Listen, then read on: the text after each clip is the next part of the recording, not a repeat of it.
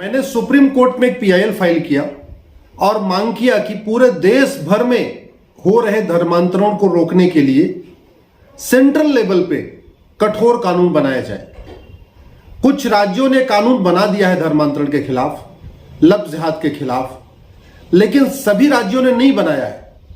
और धर्मांतरण किसी एक जिले की या किसी एक राज्य की या कुछ राज्यों की समस्या नहीं है। धर्मांतरण पूरे देश में हो रहा है। कश्मीर से कन्याकुमारी और कच्छ से कामरूप तक हर जिले में धर्मांतरण हो रहा है। साम दाम दंड भेद द्वारा लालच देके, धोखा देके, पहचान छिपा के, काला जादू दिखा के, अंधविश्वास फैला के, बीमारी ठीक करने के नाम पे, बच्चा पैदा करने के नाम पे, बाजपन खत्म करने के नाम पे अलग अलग तरीके से धर्मांतरण हो रहा है। और इसके लिए देश के सभी राज्यों को कानून बनाने की जरूरत नहीं है। यह इंडियन पिनल कोड है, 1860 में बनी थी इंडियन पिनल कोड, मैकाले ने बनाया था। इसका जो चैप्टर 15 है, चैप्टर 15, वो है ऑफेंस रिलेटिंग टू रिलीजन। इस ऑफेंस रिलेटिंग टू रिलीजन में केवल 2 नए सेक्शन जोड़ दिए जाएं तो साम दाम दंड भेद द्वारा धर्मांतरण पूरे देश में अपराध हो जाएगा। ये जो स्टेट अलग अलग स्टेट बना रहे हैं, इनकी कोई जरूरत ही नहीं है।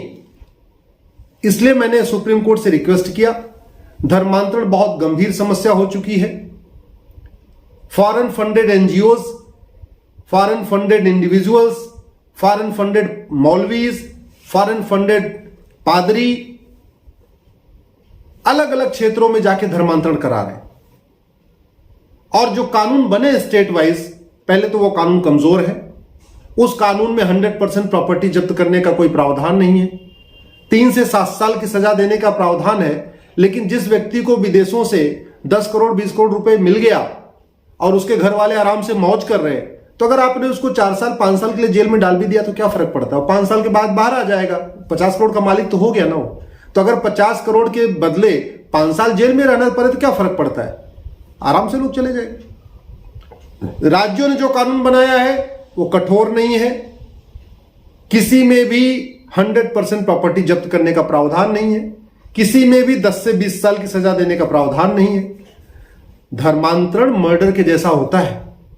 जब आप किसी का मर्डर होता है तो एक व्यक्ति का मर्डर होता है, लेकिन धर्मांतरण होता है पूरे परिवार का कल्चरल मर्डर हो जाता है। पूरे परिवार के मतलब संस्कृति बदल जाती है, उसका कल्चर बदल जाता है, उसका रहन सहन बदल जाता है, उसका खान पान बदल जाता है। इसलिए मैं कह रहा हूं इसके खिलाफ कठोर कानून की जरूरत है। और चूंकि समस्या पूरे देश में है तो समाधान भी राष्ट्रीय स्तर पे होना चाहिए। समस्या राष्ट्रीय है, समाधान संसद में होना चाहिए। समाधान बहुत आसान है। इंडियन पिनल कोड का जो चैप्टर 15 है, चैप्टर नंबर 15, उसमें 2 नए सेक्शन जोड़ने की जरूरत है। इस मेरी दलील को माननीय सुप्रीम कोर्ट ने एक्सेप्ट कर लिया। एक्सेप्ट करने के बाद माननीय सुप्रीम कोर्ट ने कहा कि हाँ, ये बहुत गंभीर विषय है। केंद्र सरकार के गृह मंत्रालय और कानून मंत्रालय को नोटिस जारी कर दिया है। 4 हफ्ते के अंदर जवाब मांगा है। 14 नवंबर को फिर इस पे सुनवाई होगी। मैंने राज्यों को भी पार्टी बनाया था, लेकिन सुप्रीम कोर्ट ने कहा कि जब आप सेंट्रल लेवल पे कानून चाहते हैं, आईपीसी में आप बदलाव चाहते हैं, आईपीसी में अमेंडमेंट चाहते हैं, तो राज्यों को नोटिस इश्यू करने का कोई मतलब नहीं है।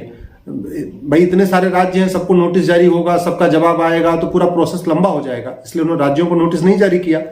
आईपीसी बदलना सेंटर की ड्यूटी है, आईपीसी पार्लियामेंट में बदली जाएगी। इसलिए उन्होंने केवल केंद्र सरकार के कानून मंत्रालय, गृह मंत्रालय को नोटिस जारी किया है। देखिए, हमारा यह कहना है कि जो ये काला जादू अंधविश्वास के द्वारा हो रहा धर्मांतरण बड़ा खतरनाक है।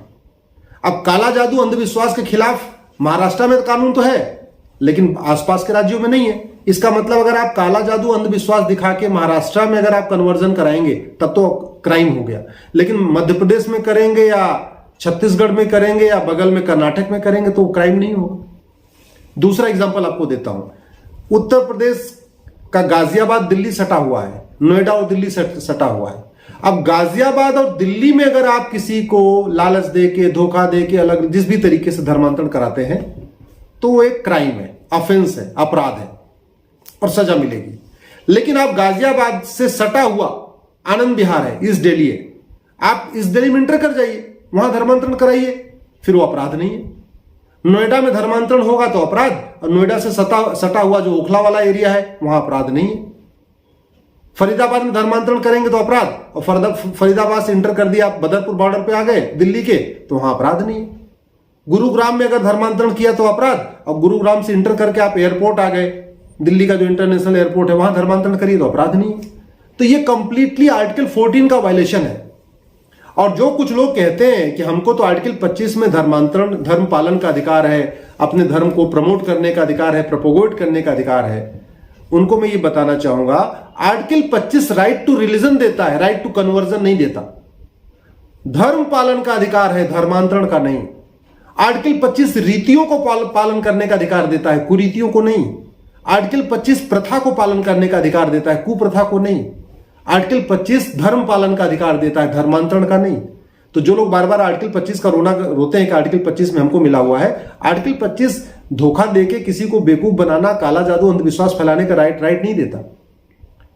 पोप जो क्रिश्चियंस के सबसे बड़े धार्मिक गुरु हैं, वो खुद व्हील चेयर पे चलते हैं। उनका घुटना खराब हो रखा है, वो व्हील चेयर पे चलते हैं, डॉक्टर भी ठीक नहीं कर पा रहा है। लेकिन उनके चेले पंजाब में, बिहार में, यूपी में, बंगाल में फूंक मार के घुटना ठीक कर रहे हैं। इसी कोविड में कितने सारे पादरी खत्म हो गए और उनके चेले फूंक मार के, प्रेयर करा के कैंसर ठीक कर रहे हैं। इतने सारे मैं मौलवियों को जानता हूं जिनके खुद नहीं बच्चे हैं, और बच्चे हैं भी तो केवल बेटियां हैं, बेटे नहीं है, और दूसरों का बाजपन भी ठीक कर रहे हैं, दूसरों की जो है क्या कहते हैं बच्चा पैदा करने की गारंटी भी ले रहे हैं। तो ये क्या है? ये काला जादू, अंधविश्वास है, ये धर्मांतरण का तरीका है। कितने सारे मिशनरी स्कूल में इसको प्रमोट किया जा रहा है, मदरसों में प्रमोट किया जा रहा है, और हिंदू खत्म होते जा रहे हैं। देखिए 90% थे 1947 में, भी 78% हो गए, 12% कम हो गए, 9 राज्यों में खत्म हो गए धर्मांतरण के कारण। जो चूंकि कानून कठोर नहीं है, पूरे देश में कठोर कानून नहीं है, तो पुलिस कुछ काम नहीं कर पाती। और वैसे भी घटिया कानूनों को मकड़ जाल की जरूरत नहीं है। वो जो थाने पे बैठा हुआ हवलदार है, वो 10वीं या 12वीं पास होता है। थाने का जो थानेदार होता है वो BA पास होता है। अब हम चाहते हैं कि 12वीं पास हवलदार और BA पास थानेदार वो पूरे देश भर के सारे कानूनों का ज्ञान रखे। तो इसलिए कानूनों को मकड़ जाल करने की जरूरत नहीं है। ये देश भर में जो अलग अलग लफ्ज जिहाद के खिलाफ और कन्वर्जन खिलाफ कानून है, सब खत्म होने चाहिए। आईपीसी में इसका बाकायदा एक चैप्टर, जो चैप्टर 15 पहले से ही है, उसी चैप्टर 15 में ही, चैप्टर 15 में ही नए प्रोविजन ऐड कर देना चाहिए और धर्मांतरण पूरे देश में अपराध हो जाएगा। भाई आईपीसी का सेक्शन 493 धोखे से विवाह पे 10 साल की सजा का प्रावधान है उसमें 493 में। जो जितने देश भर में एंटी कन्वर्जन लॉ बन रहे हैं उसमें भी 10 साल का है प्रावधान। किसी में 3 से 7 साल है, किसी में 3 से 10 साल है, किसी में 1 से 10 साल है। तो वो प्रावधान तो पहले ही था आईपीसी में 493। लेकिन दिक्कत कहां थी कि 493 में धोखे से विवाह करने पे 10 साल की सजा का प्रावधान तो है, लेकिन धोखा डिफाइन नहीं है। धोखे का मतलब क्या? पहचान छिपाना, रंग रूप छिपाना, कलावा बांधना, क्या नाम बदलना, पता बदलना, क्या है धोखा? वो धोखा डिफाइन नहीं है।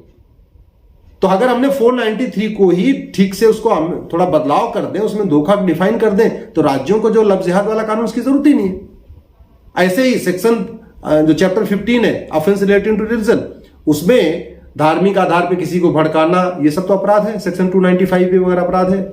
हम उसी में क्यों नहीं 295B जोड़ देते हैं, 298C जोड़ देते हैं, उसी में जोड़ दें। नया कानून की जरूरत ही नहीं है। आराम से पुलिस वालों को भी पता होगा कि भाई आईपीसी में क्या क्या लिखा हुआ है। अल्टीमेटली जो पुलिस के हैं, जो हवलदार थानेदार केवल आईपीसी पढ़ते हैं, वो दुनिया भर के पूरे कानून नहीं पढ़ते। वो 50 का 100 कानून को उनको नॉलेज नहीं होती, केवल और केवल वो आईपीसी पढ़ते हैं। तो इसलिए धर्मांतरण के खिलाफ जो प्रावधान है वो आईपीसी में ही आना चाहिए। मैं आशा करता हूं कि 4 हफ्ते के अंदर केंद्र सरकार का जवाब आना है। गृह मंत्रालय, कानून मंत्रालय आईपीसी में क्या क्या बदलाव करना है वो पूरा प्रोविजन लेके आएंगे और अगली डेट पे इस पे अपना वो सपोर्ट भी करेंगे। और हमें पूरा भरोसा है कि बहुत जल्द हमें आईपीसी में ही एंटी कन्वर्जन लॉ का प्रोविजन मिल जाएगा। धर्मांतरण को आईपीसी में ही डाल दिया जाएगा, जिससे कि पूरे देश में एक अपराध बन जाए।